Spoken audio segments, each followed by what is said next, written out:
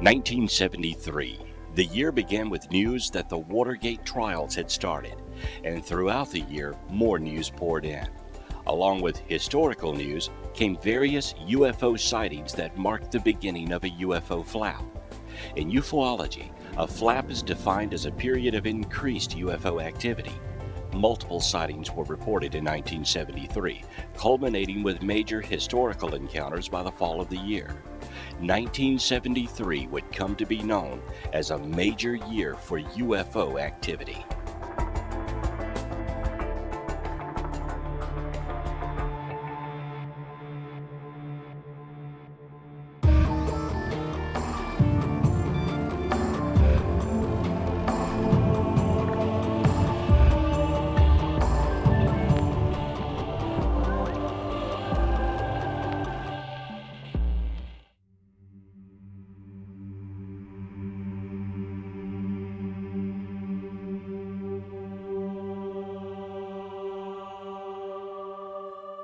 UFOs are nothing new.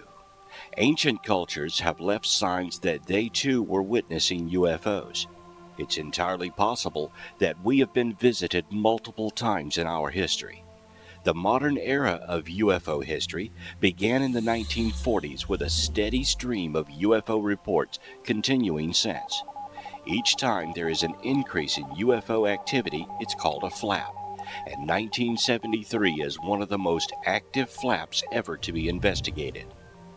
While UFO reports were pouring in during 1973, major historical events were transpiring around us. Monumental historical events filled our television screens almost daily. A recap of 1973 reads like a page from the history books. It was a year of turmoil in the United States and worldwide.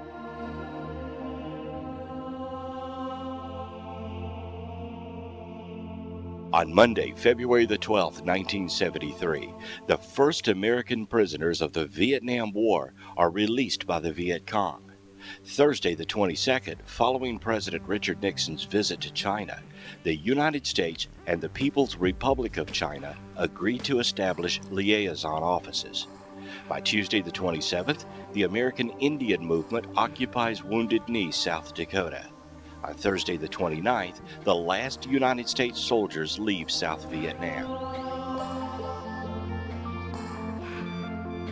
Then Friday, April the 6th, the launch of the Pioneer 11 spacecraft occurs, and on Monday the 30th, President Richard Nixon announces that top White House aides H.R. Haldeman and John Elcherman, along with others, have resigned during the Watergate scandal.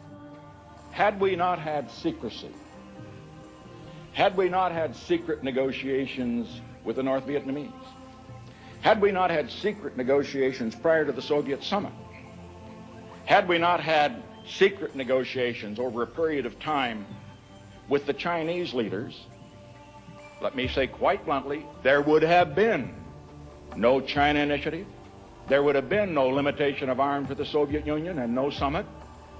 And had we not had that kind of security and that kind of secrecy that allowed for the kind of exchange that is essential, you men would still be in Hanoi rather than Washington today. And let me say, I think it is time in this country to quit making national heroes out of those who steal secrets and publish them in the newspapers.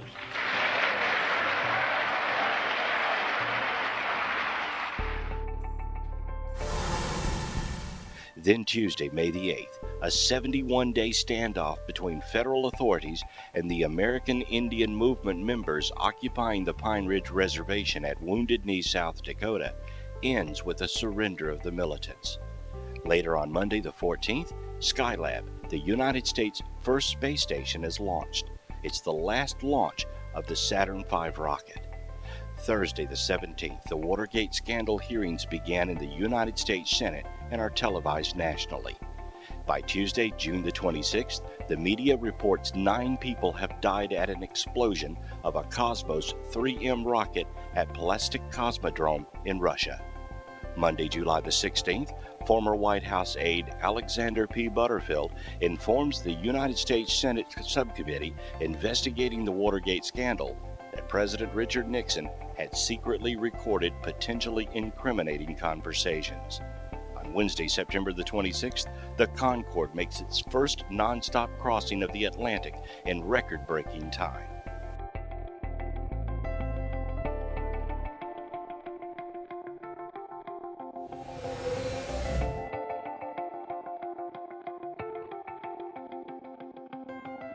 Those are just a few of the major headlines from this year. 1973 was replete with historical incidents that to this day are still remembered vividly. During this time, UFO reports and sightings were a persistent and steady reminder that we are not alone.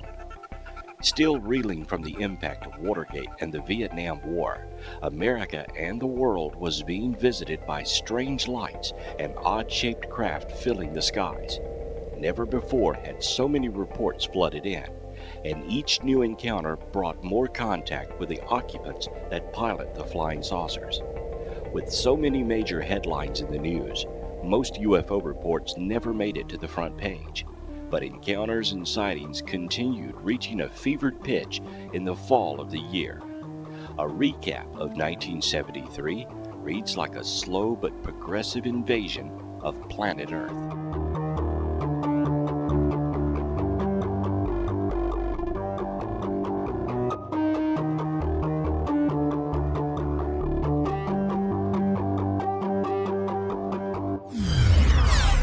January the 2nd, 1973, in Santa Ana, California, at least 8 witnesses observed a large oval-shaped object with a dome on top hovering over the town. Witnesses reported that at times the object appeared to hover as low as 200 feet from the ground.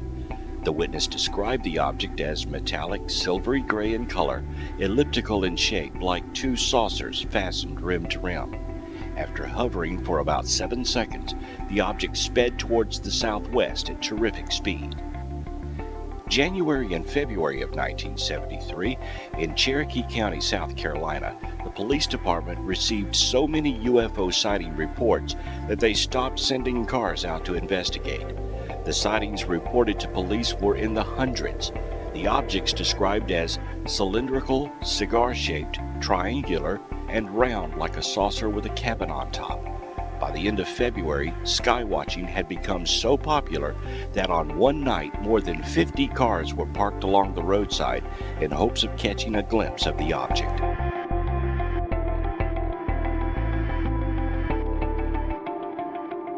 During February, in Wood River Junction, Rhode Island, week after week, numerous residents claimed that they had seen a huge bright white light moving slowly above the community. More than 250 people report having seen the object since it was first sighted. The object was said to have been larger than a car and almost half the size of a house, and hovered soundlessly over the treetops. A number of the sightings occurred near the United Nuclear Corporation plant located nearby. Then on March the 1st, 1973, in Sailors Lake, Pennsylvania, there were 42 objects with flashing lights observed by multiple witnesses during a 3-hour period. The sightings occurred over a small lakeside community in eastern Pennsylvania, near the New Jersey border. A dozen witnesses, including a state trooper, observed the objects passing over the lake. Trooper Jeffrey Hans, sent to the town to investigate, said he observed 4 objects pass over the lake from west to east that looked like a Christmas tree flying in the air. A major UFO wave hits a 3-county area of eastern Pennsylvania. Mostly round and oval-lighted objects were reported throughout March. By April 6th of 1973, in Elsinore, Missouri, at 11:30 a.m., a domed, disc-shaped object with portholes and landing gear lands in the woods 4 miles west of Elsinore, Missouri. 3 holes in the ground arranged in a triangular pattern were found at the landing site, along with some damaged foliage. And on April 10, 1973, in Stoddard County, Missouri, sheriffs and others reported at least 3 UFOs over Bernie and in Dexter. Objects changed color from white to red to blue, moved irregularly across the sky, starting and stopping and changing their speed. On May the 12th of 1973, near Kent, Ohio at 9:20 p.m., a witness was driving west on Route 76 near Kent when he observed a group of flashing lights overhead directly above the car. He stopped, and the light stopped. He described a football-shaped object that flashed from red to blue to white in a repeating cycle. Then, he saw a figure materialize approximately 10 feet below the object. The figure was human in shape, clad all in silver, and rapidly descended to the highway directly in front of the car. The figure stood rigidly in a position looking to the right, then turned its head to the left and looked at the witness. After about 30 seconds, the figure again ascended rapidly. It was shaped exactly like a human, but was entirely silver in color, lacking hair, eyes, and ears. By the summer of 1973, UFO reports continued. On June the 2nd, in Divernon, Illinois, a UFO with a series of bright running lights similar to aircraft lights was seen. A large orange-red light was turned on beneath the UFO, which lit up the entire landscape. On July the 13th, in Emden, Missouri, at 3:30 a.m., a witness arose when the dog began barking. The UFO was described as egg-shaped or oblong, about the size of an average car. It had a three-dimensional appearance, like you could look through it or right into it. The outside was orange, and toward the center it was brighter and a slightly different color. Then from August to October, there were a flurry of sightings in Alabama, Georgia, Louisiana, and Mississippi, witnessed by local and state police and many others. Fast-moving oblong objects with bright flashing or revolving lights.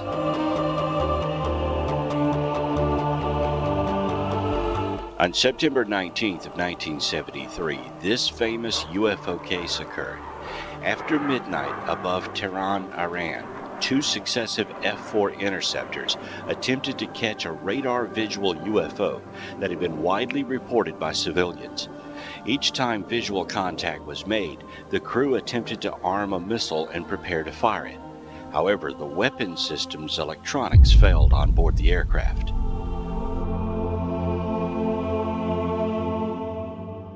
Worldwide during 1973, UFOs were also being reported. Spain experienced a major flap along with Brazil, Belgium, and Australia. And on September the 20th of 73, the 59th day of flight of Skylab 3, astronauts witnessed and photographed a strange red object. Not more than 30 to 50 nautical miles from them, Alan Bean, Owen Garrett, and Jack Lossman reported the object was brighter than any of the planets.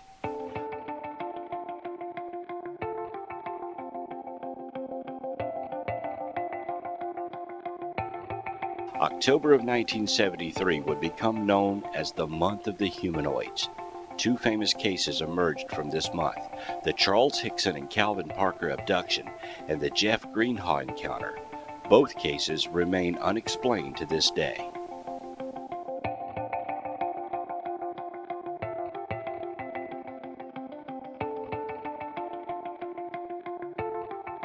On a cool autumn evening in the South, many residents were thinking of the upcoming Mac Davis concert or football games. No one expected a UFO invasion. That would change on October 10, 1973. 15 different people, including 2 policemen, reported seeing a large silver UFO slowly fly over a housing project in St. Tammany Parish, New Orleans.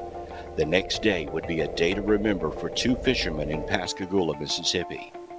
It was the night of October 11, 1973. Charles Hickson went fishing with 18-year-old Calvin Parker from a pier at Shaw Peters Shipyard. The spot was an abandoned shipyard along the Pascagoula River at the southeastern tip of Mississippi. The 2 men intended to test some new fishing equipment, but had little success and were about to look for a better place. At 7 p.m. on this dark night, they directed their attention to a loud zipping sound coming from behind them. They turned around to see the source of the sound and were amazed and also terrified to see a gray-domed football-shaped or egg-shaped object surrounded by a blue glow hovering towards them. And as I turned around from the pier and looked, something that had come almost to the ground. It was hovering probably 2 foot, 18 inches or 2 foot from the ground, and I assume Calvin had heard the noise at that time. He turned to look, and there was some kind of door, a sliding door, I suppose, that came into the end of the craft that was toward us, and a very brilliant light came out of the craft. And I didn't know what to do. It startled me at first. I couldn't make out what it was. And about that time, there was three things began to move into the doorway. They came out the beam of light, came right up to Calvin and myself, and one took hold of this shoulder and one of this shoulder, and I seemed to rise up from the ground about the height that they were, and we proceeded to go into the craft. At this time, I saw Calvin, one had taken hold of him, and I saw him go limp, and I didn't know at that time, but he had fainted, he had passed out. But anyway, they continued to carry me aboard this craft, and as we went in the doorway, into the light in the room, compartment, it appeared to me that it was round, and light was glowing from the overhead, from the floor, and from the walls. It was so bright I couldn't see anything at that time. But we seemed to stop about the middle of the room, and they left me. By this time, I couldn't do anything because I couldn't move. The only thing I could move was my eyes. And I could tell that they had released me, but I still wasn't touching anything that I could tell. But something in front of me, in the wall in front of me, it seemed to come out of the wall. It was probably this big. It appeared to me that it was a big eye. It moved up toward my face and remained there for possibly a few seconds or a few minutes. And it moved downward. And I'm having to assume that it went under me and came up the backside, because the next time I saw it, it come over my head, came back in front of me again, remained there for a few minutes, and moved back into the wall and disappeared into the light. But at that time, that was all that I could see in the room. But several years later, after going under hypnosis regression, I could recall that there was something, some type of window there in that room. There was possibly another compartment, that there was something else in the other compartment, appeared to me. But these things left me there suspended for a while, and after a while they came back and they took hold of me and carried me back outside, and they didn't just throw me down, they seemed to just release me, and I fell to the ground. And about this time I saw Calvin. He was standing there by the river, and his arms was outstretched like this, and he appeared to me that he was in shock.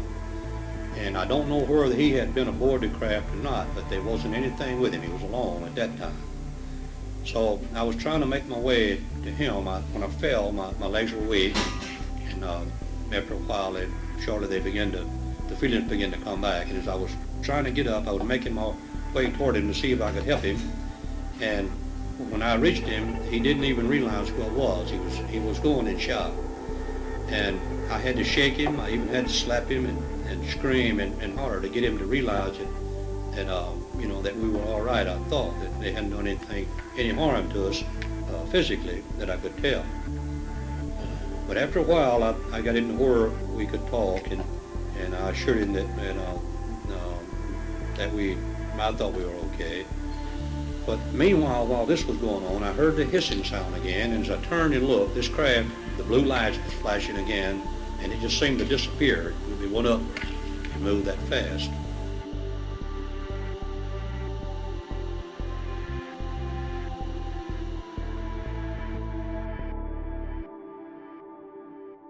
Their heads were fixed directly to the shoulders. They had no neck, and their noses came to a point about 2 inches long. For ears, they had something similar to the nose. The mouth was just a slit. The arms looked like human arms, but long compared to body proportions. The hands were like mittens, and there was a thumb. Their legs remained together, and the feet looked like elephant feet. The entire body was very wrinkled, and Hickson stated that they could have had eyes, but he could not tell because of the wrinkly skin. The beings were a little over 5 feet tall. So after we talked the thing over a little while, we decided we wouldn't tell anyone. We didn't know what it was or what it could have been there for. But the more I thought about it, I thought it might be a threat to our country. So we stopped at a payphone on the way home, and I called the Keesler Air Force Base in Biloxi, which is only about 30 miles from there. And briefly, I was telling what happened, and they stopped me and told me that they didn't handle those things. We would have to go through the sheriff's department. Well, we talked about that, and certainly we didn't want to go to the sheriff's department. We didn't want to be called crazy or nuts in the neighborhood there. But again, we talked about it, and I just couldn't keep it. I didn't think I could keep it to myself. It was so, something happened. So we called the sheriff's department, and I talked to the sheriff, Fred Diamond. Excuse me. And he asked us to remain there, that he would send a couple of deputies over to talk with us. So after a few minutes, they arrived, and I think they at first thought we were nuts, but after they begun to realize that something had happened to us, they asked us would we follow them to the sheriff's department to discuss it. So we followed them in our car to the sheriff's department, and after talking with them several hours, they were finally convinced that something did happen. And I think what probably convinced them that something had happened to us, when we first went in the sheriff's department, they removed Calvin to a room by himself and me in a room by myself, and interrogated us, you might say. And later they came back and brought Calvin in the room with me, and they went out to get some coffee. And we didn't know they had left a tape recorder going in a desk there, and they had taped our conversation. And I think after listening to that they convinced them that something had happened to us. I'm telling you, man, that's something like that will scare you slowing down to death, Jesus Christ. You hear about something like that, but you can't believe it. Yeah, you hear about it, I know, Calvin, I know, but... There isn't something the United States can have up there. No, something couldn't be. They wouldn't have done no good. Not what we see, though. Not what we see. It's something, and the Air Force and all know it's up there, too, see. And this ain't going to be the only time it's going to happen again. Until they... Hey, shoot, I'm not had a heart attack tonight, ain't she? Well, I know. I'm one down each I know it scared me to death, too, something. I'm just laying there crying right now, and I can't tell you. I know, but... It's something that you can't get over in a lifetime, you see. Jesus Christ. Once you run bad back, you don't nobody's believe it. That's And I thought I had been through enough of hell on this earth, and now I have to go through something like that, see. But they could have, I guess they could have harmed us, son. They could have done anything to us. They didn't hurt me. maybe why they just picked us up. I don't know.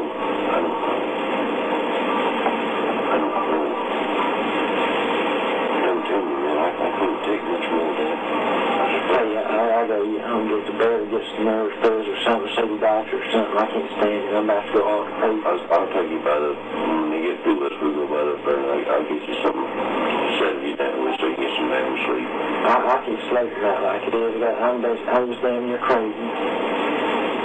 But yeah, when they brought you out of that damn thing, and when you brought me out, well, I like to know when the hell, God damn, I like to know when the hell got you straightened out, man. One of them arms, I remember my arms, they just froze out just like that, and I couldn't move, just like I was stuck in a damn rattlesnake. But they didn't do me that way, though. I passed out. I passed out. That's the first time I ever passed out in my life. You checked the new medical records. Ain't either. I've never seen nothing like that before in my life, man. Just how you can't make people believe that, though. I don't know if you ever believe it or not, because I They never. better wake up and start believing. Damn They right. better wake up and start believing. Damn right. Just They better like wake I up and seen start it. believing. I can't figure out the damn door. You see how that door come around on that stand of chair? Yeah, I don't know how it opens, son. I don't know. I didn't see no door swing up. I don't know how it opens. I don't know how it opens. Shit on it. All I know is just see Something like we look around and them damn blue lights and them some bitches are just like that, they come out. Yeah, I know. You can't believe it. You can't make people believe it. I paralyzed right there. I couldn't They're move. gonna believe it one of these days. They're gonna believe it one of these days. Might be too late. I knew all along they was people from outer world up there. I knew all along. I never thought it would happen to me. You know yourself, I don't drink. I know, man. I know that. And you know the Jews been on that boat and everything else, but I know I ain't. With very little I drink, and I drank some while ago when I got out of that damn thing to settle my damn nerves. Hey, that's because I took you things right. I told you one And I'll probably take me a couple of drinks when I get in the house and make me Tell sleep. you something, if I thought it had my nerves, I'd go drink something right now. When I get in the house, I'm going to get me another drink that would make me sleep. Yeah, I can, there's something I won't be able to forget. Look, what are we waiting on? I got to go tell Blaine something. What did it say we had to wait on? I gotta go to the house. I don't sit here and get sick on Tell the me. I'm getting sick right here. I ain't kidding. I gotta go to the house. Wait a minute, let me go talk.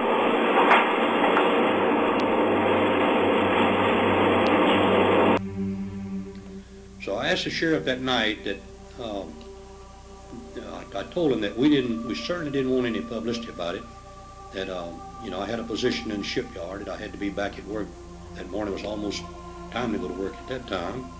But anyway, he assured me that there would be no publicity about it at all. And I went home that night or that morning believing that.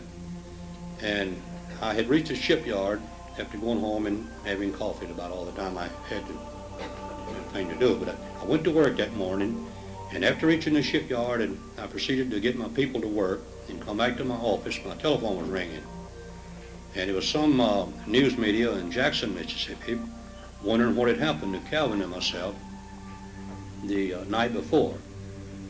So I didn't know what to do. I just hung up on him, and it continued to ring, and someone answered the phone, and the sheriff was trying to get us to come over to the sheriff's department. That they were almost being mobbed over there. So many people was over there. So it alarmed me. I didn't, I said, well, I didn't know what to expect because I didn't know what happened. I didn't know what they were. But anyway, we went over to the sheriff's department, and it dawned on me that we could have come in contact with radiation or something. And I called their attention to that, and they carried us to the Singing River Hospital there at Pascagoula to be checked for radiation. They didn't have the facilities to do it with. So they called Keesley Air Force Base, and they told them to bring us over there. So I think they were alarmed enough that when we got there, they had MPs that met us at the gate, and they had evacuated the area that we were going into, and the area that we were going to be tested, they had protective clothing on. So they were alarmed that that something had happened. And afterwards, after they had examined us for radiation, and they didn't find any. They said they thought they had found a little radiation on Calvin. But anyway, we went into a meeting with the top brass at Keesler Air Force Base, and I could tell in the questions that they asked us, they were quite concerned that they had asked a lot of those questions before and probably had answered similar to those before. So anyway, they told us that they would give us a copy of the meetings of that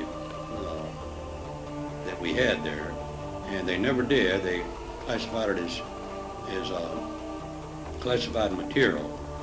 But later on, I obtained a copy of it from a mutual friend, from a colonel that had retired there at the Air Force.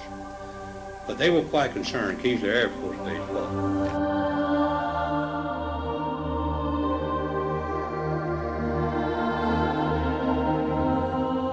While the men were in the sheriff's office, a former pilot called and stated he saw a UFO at about 8 p.m. near the Pascagoula River. A former city councilor and several other people also reported a sighting. 3 different people phoned the sheriff's office to report their observation of a strange blue light in the area where the 2 men were abducted. They remained anonymous and were driving Interstate 90 a few hundred yards from the UFO landing that night. 2 days after the events, a meteorologist from Columbia reported that he had a strange radar echo the same day. He first thought it was a plane, but started to wonder when the echo remained stationary and his radar was completely jammed moments later.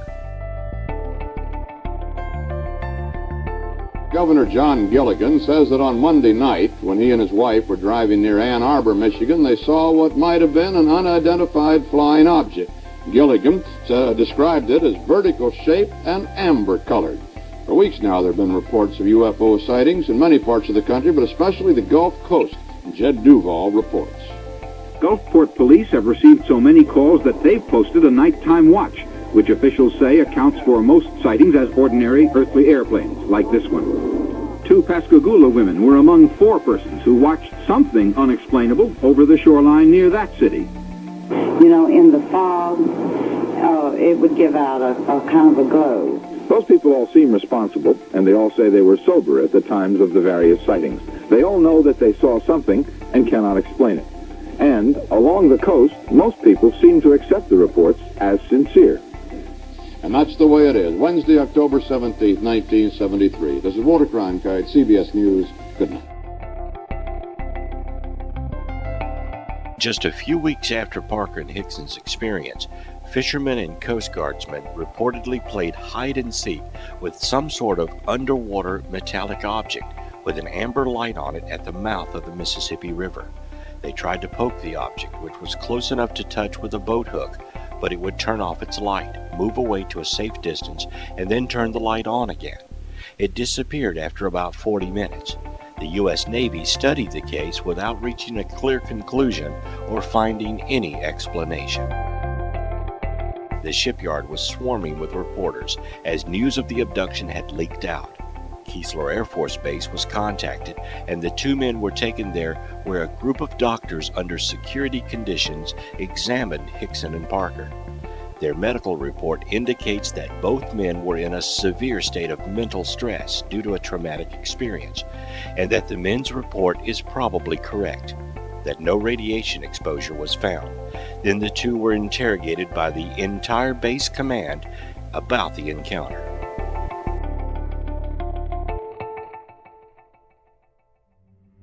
The Aerial Phenomenon Research Organization sent University of California engineering professor James Harder to Mississippi to investigate. J. Allen Hynek, a Northwestern University astronomer who just resigned from his UFO consultant job for the Air Force, also arrived. Together, they interviewed Hickson and Parker. All who dealt with Hickson and Parker in the aftermath of the encounter believed that the 2 men were, in fact, telling what they believed to be the truth. Before J. Allen Hynek left the next day, he told the press that the men were absolutely honest. They have had a fantastic experience. At a later date, Hynek stated there was definitely something here that was not terrestrial. To this day, both men affirmed the incident did happen and they told the truth. Later, Parker would admit that he did have moments of consciousness in the craft and remembered some of the events. As the years passed, both men would admit to further contacts and no longer have any fear of the beings.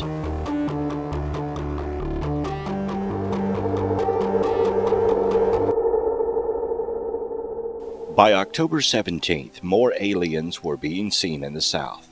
In Falkville, Alabama, Police Chief Jeff Greenhaw received a phone call from an excited lady who said that she had witnessed a spaceship land in an open field not far from town. Greenhaw went to investigate and took his Polaroid camera. About 10 p.m., he made it to the location of the alleged landing. He found no trace of a spacecraft, but returning from the sighting location, he saw a silver-suited, tinfoil-covered creature on the road. The tinfoil alien's movements were very mechanical-like. Greenhaw managed to snap off 4 pictures of the odd-looking alien. When he turned on his headlights, the alien ran. Greenhaw immediately took pursuit, but because of the rough terrain, he was only able to manage 35 miles per hour. Greenhaw could not keep up with the strange being, and it escaped into the night. He said it was running faster than any human he ever saw. Greenhaw would soon regret the whole affair. He was mocked and ridiculed by many of the townsfolk, and he received threatening phone calls. His house was burned down, and his wife left him. About a month after the incident, the town council fired him. Greenhaw eventually regained a normal life, but he would always regret the night he met the alien. It should also be noted that on this same date in Loxley, Alabama, Clarence Patterson claimed he and his pickup truck were sucked up into a huge cigar-shaped object with a green light. He claimed he was pulled out of the truck by about 6 robot-like beings who he thought could read his mind. He noted a sulfury smell and lost time, then found himself back on the highway going about 90 miles per hour. Patterson estimated he may have been on board for about 30 minutes.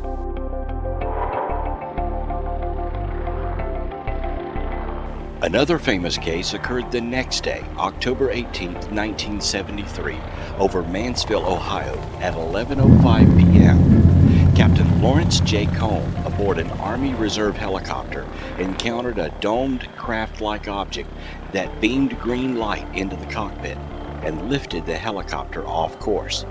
The Army helicopter was returning from Columbus, Ohio to Cleveland, Ohio, and southeast of Mansfield Airport while flying at an altitude of 2,500 feet. On board, SSG Yancey observed a red light on the east horizon, 90 degrees to the flight path of the helicopter. Approximately 30 seconds later, Yancey indicated the object was converging on the helicopter at the same altitude and at an airspeed in excess of 600 knots towards a mid-air collision. Cohn observed the converging object, took over the controls of the aircraft, and initiated a powered descent from 2,500 feet to 1,700 feet to avoid any impact. All radios went dead. The crew expected impact, but instead, the object hesitated momentarily over the helicopter, then slowly continued on a westerly direction, accelerating due west of Mansfield Airport, then turning 45 degrees to the northwest. Captain Cohn indicated the altimeter read a 100 feet per second climb and read 3,500 feet with the collective in the full down position. Cohn returned the aircraft to 2,500 feet and flew back to Cleveland, Ohio. The flight plan was closed, and the FAA Flight Service Station was notified of the incident. The radio returned to normal 10 minutes after the incident. Some witnesses on the ground reported seeing the helicopter as well as an object like a blimp and as big as a school bus hovering above the helicopter. The object was cigar-shaped, metallic gray with a dome on top. It was about 60 feet long, without any portholes or intake openings that could be seen. It was displaying a red light in the nose, a green spotlight at the back, which swept around and shone into the cabin. It was described from the ground by witnesses like rays coming down, and the helicopter, the trees, the road, and everything turned green. On the 19th, humanoid creatures were seen in Ashburn, Georgia, Copeland, North Carolina, Albany, Ohio, Goshen, Ohio, by more witnesses in Ashburn, Georgia, and again in Copeland, North Carolina, and all occurring around 9 to 9:30 p.m. Throughout the rest of the month of October and the rest of 1973, UFO and humanoid reports poured in almost daily to various UFO reporting agencies, both nationally and worldwide. 1973 will be known as one of the most active UFO flaps ever investigated. Multiple UFO and humanoid reports coincided with historical events during this unusual year. Many states within the United States received a record number of UFO reports and activity, and all remain unsolved encounters to this day. The FBI was asked to investigate and refused involvement in the UFO phenomenon. Local authorities were ill-equipped to handle the reports, and many simply stopped investigating them. As one police officer stated, "Chasing lights in the sky is not our job. Let the Air Force do that." The military had officially ended their involvement in 1969 with the closure of Project Blue Book. However, it is known now that they continued to focus on UFO activity. On November 28, 1973, a Gallup poll showed that 51% of Americans believe UFOs are real, 11% claimed a personal sighting, and 93% were aware of the subject matter. If the UFOs did anything at all, they made themselves aware to the general public. After 1973, UFOs would appear more and more in popular culture, and sightings would never cease. Though UFOs had been around since man could document them, 1973 heralded a new awareness of the phenomenon and would mark a new increase in UFO popularity. It was the year of one of the largest UFO activity flaps ever to go on record, and it was not solely an American phenomenon. Worldwide, UFOs were being seen and reported. There are far too many cases to report in one program, but several stand out. February 2nd, 1973, in Auckland, New Zealand, at about 2 a.m., an intense blue-white light paced a Grand Commander aircraft for 20 to 25 seconds. The navigation instruments malfunctioned. Captain Peter Telling, flying the aircraft at an altitude of 10,000 feet over the Uhura Beacon area, thought he had a fire in his starboard engine. About 30 yards from the aircraft was a ball of intense bluish-white light, like a welding arc that was 20 feet in diameter, and stayed with his aircraft for several seconds. All of his instruments rotated wildly during the encounter. A bright yellow sphere hovered low over the road on February 9th in St. Albans, United Kingdom. The witness's engine restarted by itself when the UFO departed. May the 22nd, in Itajambi, Brazil, witnesses saw an oval object hovering overhead. They felt heat as a blue light beam shone onto their car. On May 23rd in South Australia, a round spinning UFO with red, green, blue, and purple lights buzzed a car with 3 teenagers in Mount Gambier at 7 p.m., terrifying them. In an undulating course, the UFO first hovered, then came straight at their car. It flew up and over them and passed low over the other side, then flew away.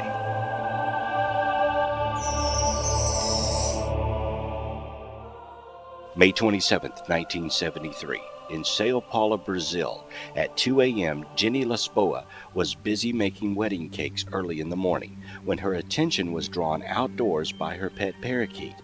When she looked out, she saw a luminous flying object approaching her property. The object circled her garden and hovered above the wall.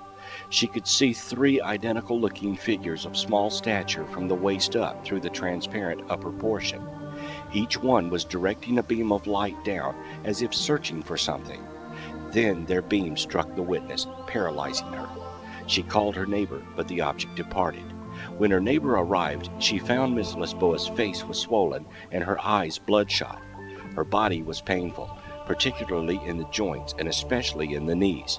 Her eyesight worsened after the experience to the point where she was forced to wear corrective lenses for the first time in her life. Also, her previous medical condition of hypertension seemed to have been improved to the degree where she was able to drop all previous anti-hypertensive medication.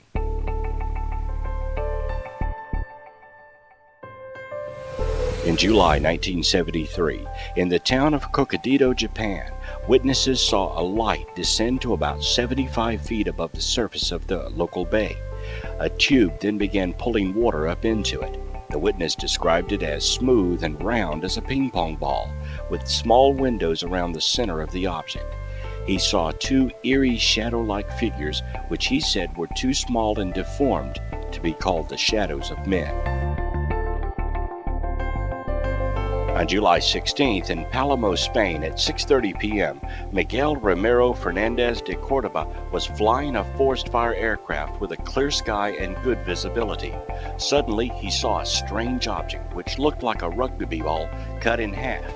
The object paced and maintained the same position on the right of the aircraft for 10 to 12 minutes. The aircraft radio system failed during the sighting.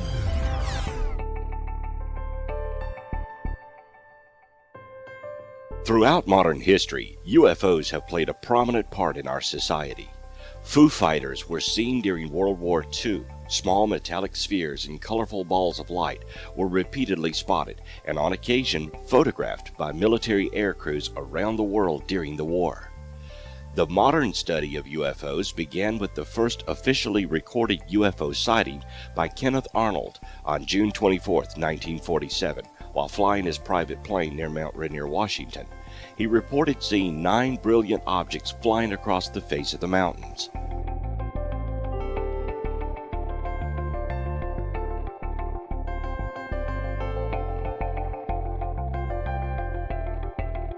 The Roswell incident involved the recovery of materials from Roswell, New Mexico on July 7, 1947, and since the early 1980s has become the subject of intense speculation, rumor, and questioning. The United States military maintains that what was actually recovered was debris from an experimental high-altitude surveillance balloon belonging to a classified program named Mogul. Many UFO proponents maintain that a crashed alien craft and bodies were recovered and that the military engaged in a cover-up.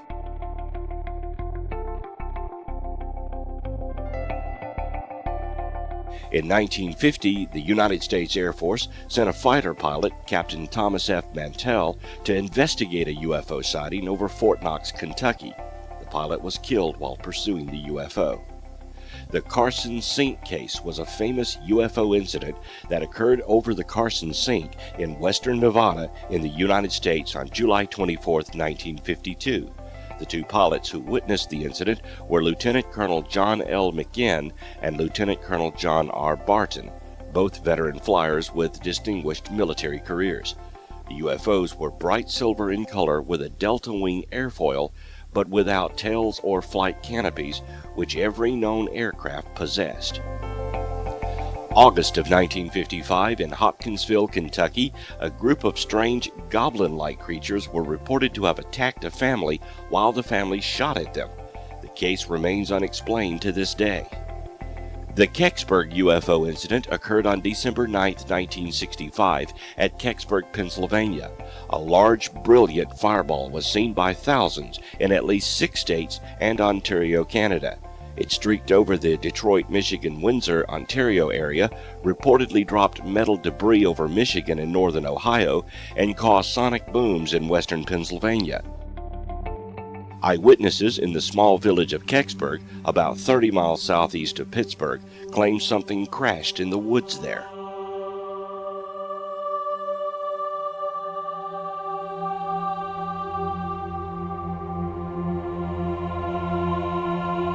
The Falcon Lake incident occurred on May 20, 1967, when Stefan Michaelik claimed that he had encountered an unidentified flying object near Falcon Lake, Manitoba, Canada. He claimed to have been burned by the craft's exhaust vent, which was in an unusual grid pattern.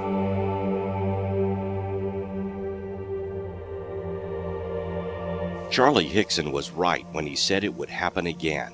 In November 1975, Travis Walton was abducted in full view of his logging team from a national forest near Snowflake, Arizona. He was kept for 5 days and returned. The Walton case received considerable mainstream publicity and remains one of the best-known instances of alleged alien abduction. The Val Johnson UFO incident occurred in 1979 in Marshall County, Minnesota. Val Johnson, a Marshall County deputy sheriff, was on patrol in a rural area when a strange light struck his patrol car. The deputy suffered eye problems similar to mild welder's burns from the UFO encounter. The Cash Landrum incident was a reported unidentified flying object sighting in 1980, which the witnesses insist was responsible for damage to their health. It is one of the very few UFO cases to result in criminal court proceedings. The Rendlesham Forest incident is the name given to a series of reported sightings of unexplained lights and the alleged landing of an extraterrestrial spacecraft in the Rendlesham Forest, Suffolk, England in late December 1980. It is perhaps the most famous UFO event to have happened in Britain, ranking amongst the best-known UFO events worldwide. Watch, straight ahead off my flash back there. There it is. Hey, I see it too. What is it? We don't know, sir. So can I get some? Yeah, it's a strange, small red light. Looks to be maybe a quarter to half mile, maybe further out. And in 1996, Brazilian mass media was saturated for some time with speculation, rumors, and accounts regarding UFOs and strange creatures. A soldier, Marco L. Charis, was said to have died under mysterious circumstances related to the UFO affair. As the end of 1973 drew near, UFO reports continued to pour in to various reporting agencies. And then, just as subtle as it had begun, the reports reduced. The flap was over. UFO sightings would return to its normal, steady pace. In years to come, more flaps would occur, driving awareness of UFO activity up. One can only speculate on the reasons why some years have an increase in UFO activity. Are they watching us as we watch history in the making? Are they using our own history as a backdrop to further make themselves known? Or could it be they simply arrived at a time that we were struggling as a race to better humanity? Regardless of the reasons UFOs visit Earth, they appear to do it frequently and occasionally in more frequency. Since curiosity would be a natural state for an intelligent species, they're likely as curious about us as we are of them. And because of this, we should expect major flaps to occur in growing numbers. During the 1980s and 1990s, UFO flaps occurred again, and in 2008 the world experienced another increase in UFO activity. With the advent of new technology such as camcorders and the internet, UFOs are sighted and recorded daily. Some are major events, others just lights in the sky. An enormous amount of information has been recorded on the subject of UFOs by dedicated researchers worldwide. Yet we still cannot answer the simple questions, why are you here and where are you from? Some say this information would be too shocking for the populace to absorb. Others fear the intentions of the UFO occupants. But until these questions are answered, the UFO phenomenon will remain a mystery. Nothing happens without a reason. Until full UFO disclosure is made, we can only speculate on their reasons for visiting our small but significant blue planet. As we venture further into space, perhaps they are returning the favor.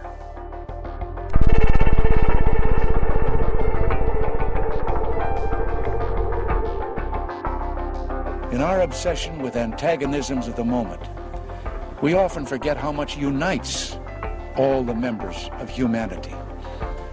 Perhaps we need some outside universal threat to make us recognize this common bound. I occasionally think how quickly our differences worldwide would vanish if we were facing an alien threat from outside this world.